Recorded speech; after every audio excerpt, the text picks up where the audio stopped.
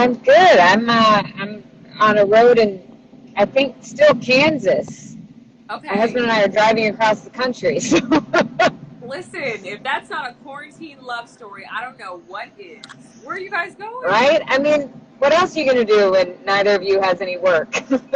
We're going to Seattle. We live in New York, but we were down in Florida where my parents live, and we were spending some time with them, and now we're going to see his parents on the other side of the country. So, Yay. adventure.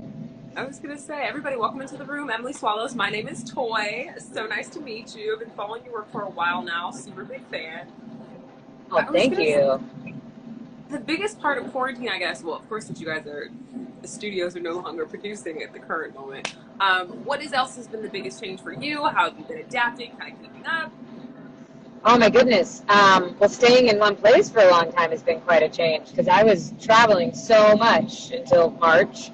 And my husband and I have been married for almost 2 years now, but this is the longest time in our whole relationship that we've actually had consistent time together because we were long distance when we were dating. Wow. So this is kind of like I guess it sort of felt like it maybe should have felt right after we got married if I hadn't immediately started like traveling for work and stuff. We've had dinner together consistently, all these little things that are so seemingly normal but are new to us. No, I mean, when you're both busy and you both have careers that require a lot and are often demanding, just the time to kind of get together and be with one another, it's different. Yeah. Yeah. And where are you? I'm based in LA. Oh, okay. Yeah, so everything's kind of starting to open back up, but everybody's like still social distancing, so still all the weirds. Yeah. Still very much weird. Yeah. But I love that we're getting kind of to see up close and personal time of their personal lives. We see Norma Jean, your pup. We're getting that. We got some check-in. Yeah. Different places. She's asleep in the back seat. Okay. She probably got tired from, the hard drive. She put in a lot of effort as far as support, so she wants to do that way. Well, I think she realizes she's just going to be bored out of her mind if she's awake, so she just passes out. No, I feel it. I do the same on road trips. I'm not a good driver. But, okay, I want to get into the Star Wars action. I know, of course, Season 2, we got that coming in October. How is it being a part of the legacy and being so well received, obviously? A lot of people are excited. Oh, my gosh. I mean, it's just like the biggest, most beautiful gift. It's really, the Star Wars family is such a joyful group of people. I mean, everyone from the actors who have been in all of the movies and series and various stories to the people who direct, the producers, and then the fans. The fans are just so positive, and I think it's probably because at the heart of it, like all the Star Wars stories have this message of hope and community and family, and so I think that it inspires people to kind of be their best and support each other. I love the inspiration. And it's also just been like, when I was a kid, I'm so sorry. This is the part where we get to go, wait, what? Huh? Okay, you go. When you were a kid. Yeah, I was just going to say, it's also, when I was a kid, like Star Wars was woven into the fabric of my childhood. Like I wasn't born yet when the first trilogy came out, but I can't remember a time when I didn't know what Star Wars was and when I didn't want to, I remember playing with my Ewok dolls in the backyard and like trying to reenact Ewok battles, and so it's also pretty surreal now to be a part of it. That has to be really, really cool. No, I love the hope element. I mean, especially when you're joining something that's such a legacy, the Mandalorian, you play the armorer. I know you do have a theater background. I'm wondering, are there certain elements, or if you can kind of talk us through your process as far as, okay, when you're wearing both the armor, you have like a mask on, how do you bring more humanity to your character? It was a really interesting experience. It was a cool challenge that I've never gotten to take on in TV. I'd done mask work as part of my theater training, but it's a whole different thing because, obviously you don't have your face, so your physical movements become that much more important because we as the audience are paying so much more attention to what your body is doing. And so I found, especially with the armorer, I felt like stillness was so important for her, and this steadiness. And so any extraneous movement sort of distracted from that. In terms of like, how do you convey what you're feeling? I had to trust that it was going to be there because of what I was saying, and because of, I like this question because I haven't answered this aspect of it before. Like, how do you convey the emotion? A lot of trust that it's going to be there because of the words, and then a conversation with the directors and the other actors about like what reads, when you're looking at this frame on camera, what reads in those movements, and then a lot of trial and error. I mean, one of the first scenes that I shot was with Din Djarin when we were first meeting, and there was so much history between these two characters, which is never really specified, but I felt like, she probably knew him from a long time ago, and I think that she's somebody who, from the beginning, sort of sees the potential of what he is going to grow into and what he's sort of been avoiding for a while in this attempt to be like a lone ranger.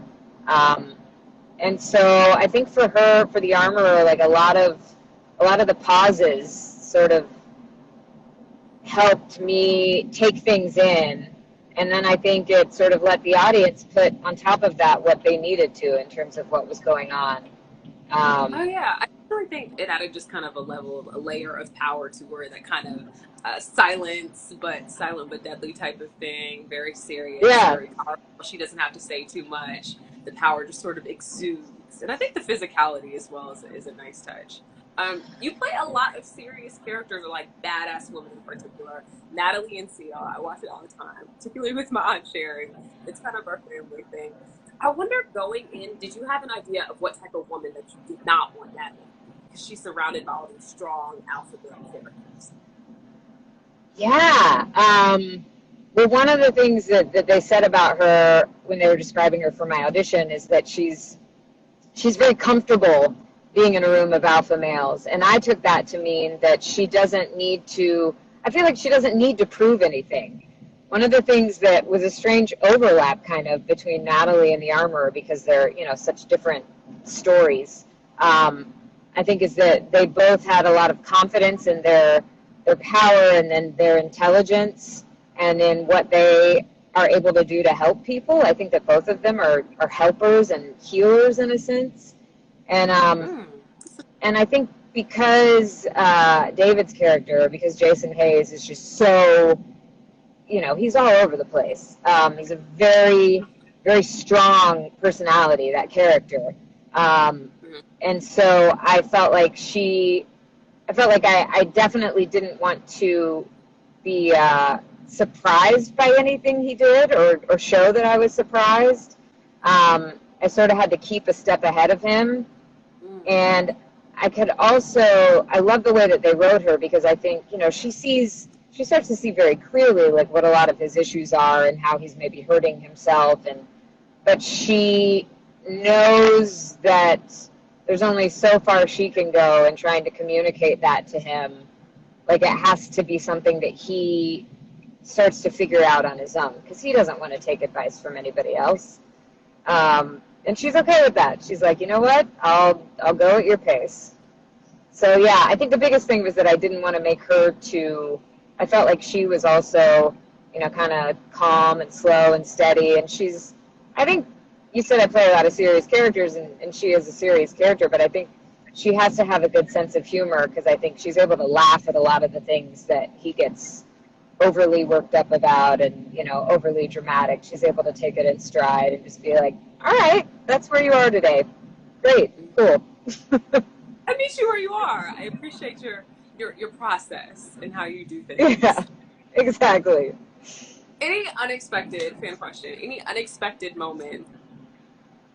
Moments on SEAL team? Oh, okay. Oh, do we just have a technical glitch?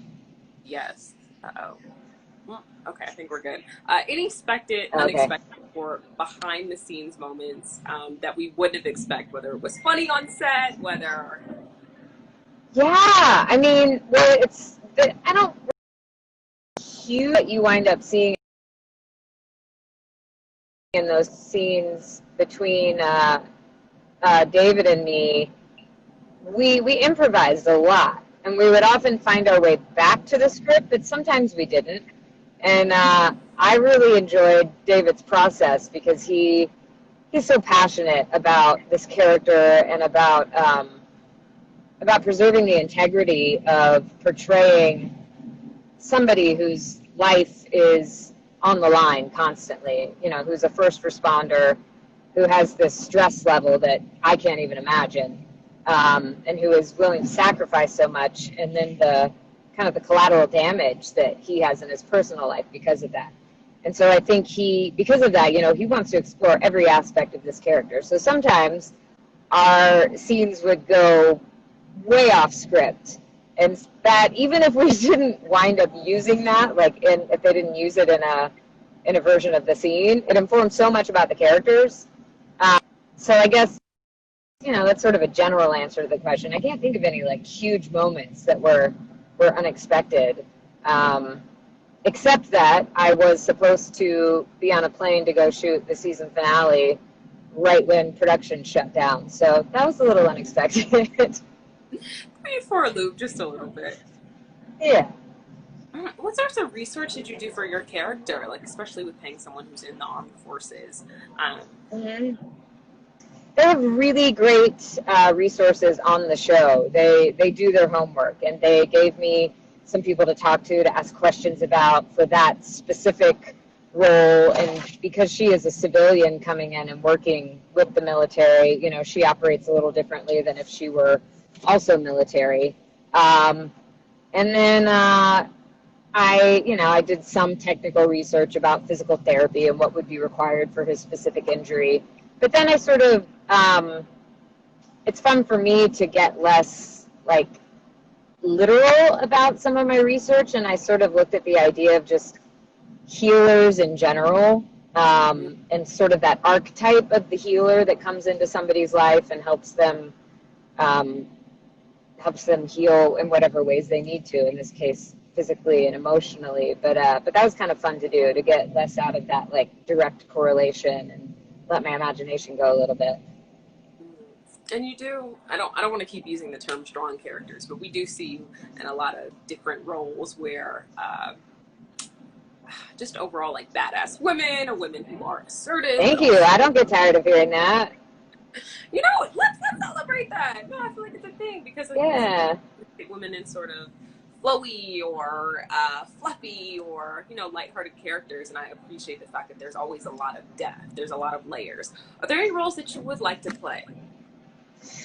I've been thinking about that. And I was just talking about it with my husband, and we're both sort of the same in that there's not like specific roles that I want to take on. There's types of characters I want to do, and there's people I want to work with. Olivia Colman, I think, is just one of the most brilliant actresses ever. And I do love the character that she played on, I first saw her on the BBC series Broadchurch, which they did a remake of here in the States, but the BBC one was so much better. And I like that she brings so much humanity and sometimes like chaos to her characters, and a lot of strength, but you also see the cracks in that strength. There's so much humanity. I definitely would like to do more comedy. I would like to play. Well, thank you. I mean, I think so. But yeah, that's a funny thing that sometimes when you do a lot of characters in dramas that are like, I guess also when they're strong women, like you kind of, I don't want to say I'm stuck in that because that's a wonderful, wonderful type of character to get to keep playing. But I do repeatedly, like I'll want to audition for something that's a comedy, and a casting director will be like, I don't know if she's funny because I don't have that much on my reel. And then I do the audition and I send it in and they're like, oh, enlightened moment. Okay, great. So I would still like to get to do something that's a little more lighthearted. Okay, I can see that. I could see that. I mean, the opposite of your character is the darkness in Supernatural. She was definitely like on the phone, a little evil, a lot of smiting, a lot of side eyes, a lot of like very shady moments. Do you miss from anything from the last season? Oh, you broke up just a little bit. Would you repeat that question? Oh, I know you guys shot. You shot the last season of Supernatural. Do you miss being on the show? Mm-hmm.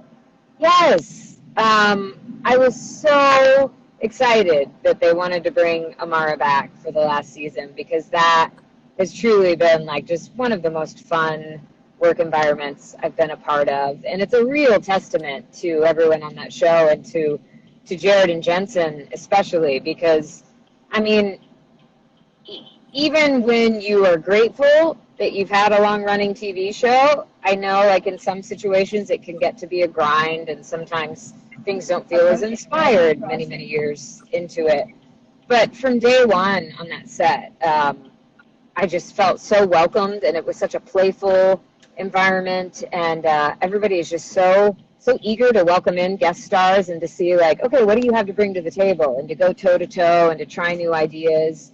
And that was definitely a character where I think, because I was so angry for so much of the time, like in season 11, and so serious on screen, it was just ridiculous in between takes. And Rob Benedict, who plays Chuck, he and we kept hoping that there would be some more ridiculous moments of this sibling rivalry, because even though they're, these all-powerful beings, they're still just like brother and sister, and they're kind of, some of their arguments are really kind of stupid.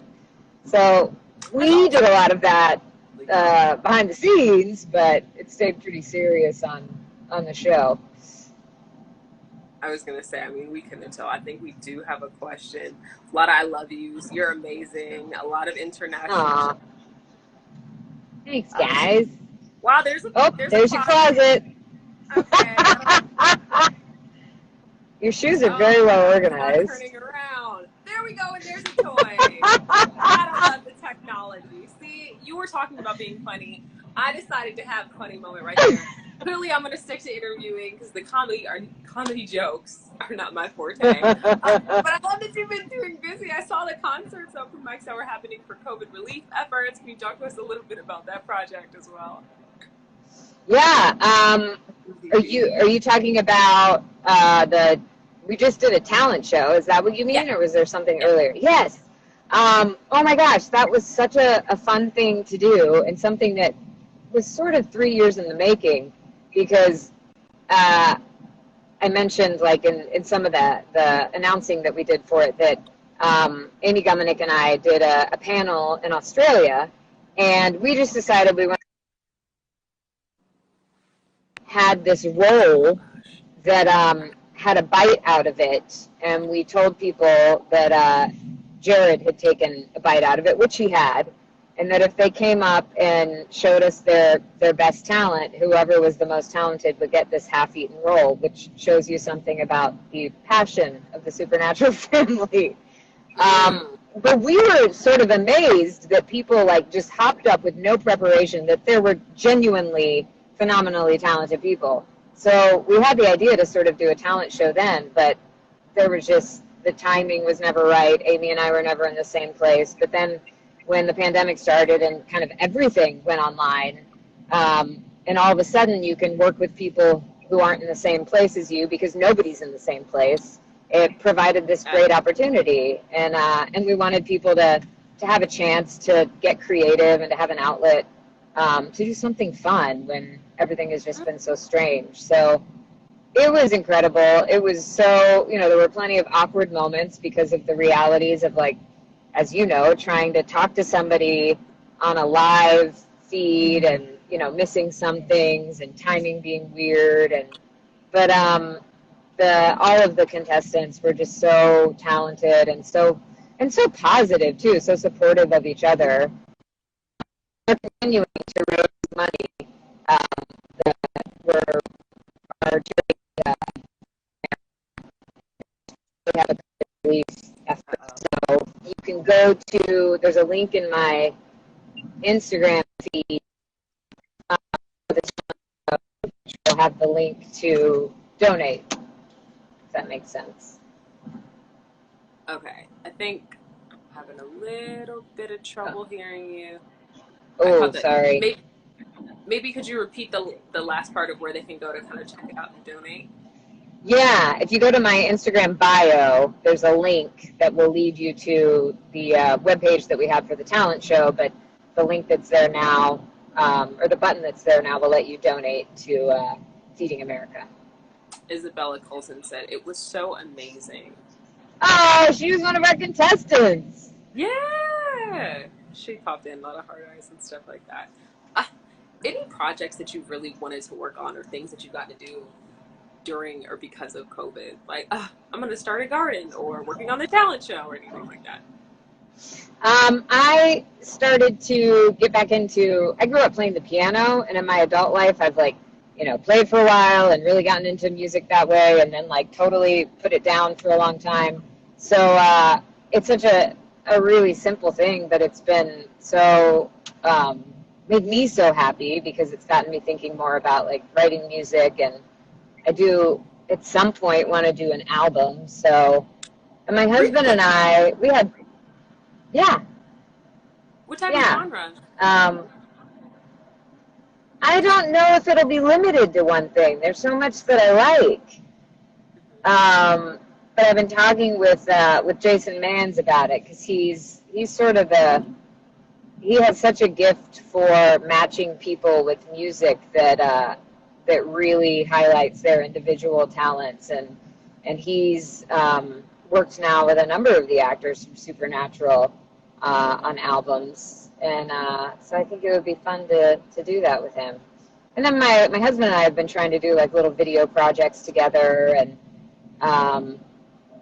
but a lot of the time for me has been, because I usually am so focused on work, a lot of the time has been more about we were just with my parents for a month, and it was great just to be part of their lives for a month and do totally normal things, because the last time that I was home for that length of time was before college, I think. No, I think it has to be special. I have a theory when it comes to parents, that parents kind of really never stop being obsessed with us. And I think just the time to come home and spend with them, how incredibly special that was to have you guys in the same spaces. Stephen Cohen said, I love your experiences in Supernatural and The Mandalorian. Oh, thank you. I love that Hollywood is just kind of stepping up, or it's really giving people a time to focus on important issues. In fact, I saw that you posted about kind of the protest that happened in Flint, Michigan, and the officers coming together. A lot of people are talking about racism and sort of unjust history. Do you feel like, is there some sort of pressure in Hollywood, or sort of a compulsion to speak out, to say something, especially kind of being non-Black, being a non-person of color? That is such a complex question. Because, you said, do you think there's a pressure to speak out? I think some people feel a pressure, and then some people feel called to speak out. And I think that the thing that can be dangerous sounds like such a strong word. I think we have to be cautious, though, because it can be so easy to post something, to say something, to support something, but to not actually understand the individual actions that we need to take to sort of see that through. And I do think that there's sort of a pressure sometimes about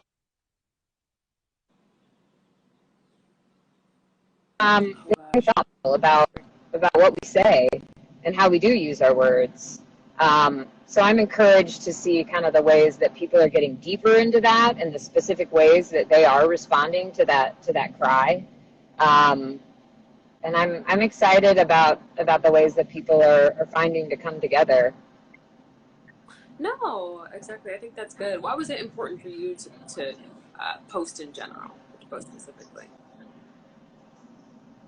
I'm sorry, say that again? Why was it important for you to speak up and kind of say something, to put a Black Lives Matter hashtag? Just because of all the stories that I've heard from all my friends about little things through the years. And at that point, just to sort of say okay, I'm listening. because I do think like we're having to do a lot of listening right now, and all of us as humans, like we just want to be heard, and there are so many individual stories that get woven together to speak to a greater movement. And so I'm starting to get to hear, more of those individual stories and understanding more and just trying to learn a lot. That's good. What sort of changes post-COVID, kind of as we're reopening the rest of the world, what sort of changes would you like to see made in Hollywood, if any? Oh boy, changes. You don't mean like in response to the virus. You just mean Yes, like in terms changes of in general. Yes, changes in general, racial injustice and picking. Yeah, I mean, I hope that we'll start to get to see a lot more stories. I have to be honest, I don't understand all of the intricacies of how different projects get funded, like on a large level, on a small level. But I hope that I just hope that people will be interested in more stories, and I hope that I think ultimately it also inspires us just to be more creative and to not want to hear even like the same genres of stories again. We need different ways into storytelling. So I sort of feel like, I mean, it's so interesting that like this moment is coming on the heels of the pandemic, because we were already starting to go, oh, okay, there's some problems maybe with the way that we're all just like barreling full speed ahead through life. Like maybe we need to stop and consider. And so I hope that same thoughtfulness will then go into how projects are chosen for funding, and hopefully a lot more people will be inspired to put their stories out there. People who might have said like, oh, what's the point? Nobody wants to hear this. Hopefully they will now feel like, no, I have something to say and I want to put it out there. People want to listen. Awesome. Well, how can people check your work? Of course, by tuning in. How can people follow you? On my Instagram, I try to be good about posting things. I do have, I think it's on June 19th, I'm part of this big video game, which is a world that I don't understand that much about, but I am in a game that's called The Last of Us Part 2, which has gotten a lot of people really excited. So that's the next thing that I have coming out. And beyond that, whenever SEAL Team does come back, I think you'll see me pop up on there again. But yeah, going to my Instagram, going to my Facebook. My Twitter handle is the same as my Instagram, even though I don't use it that much. But I guess that's the best way to try to keep up. Perfect. Well, Emily, you have a good road trip. Excited. I hope you Thank you. I continue to watch all the dog videos and the fun ones. Well, thank you. It was so nice to talk to you. You're welcome. It was nice meeting you. Have a good day. Thanks, you too. Stay safe. I'll try. Where's the buzz? Where is the buzz? You said We used to be was ashamed, mine. bro.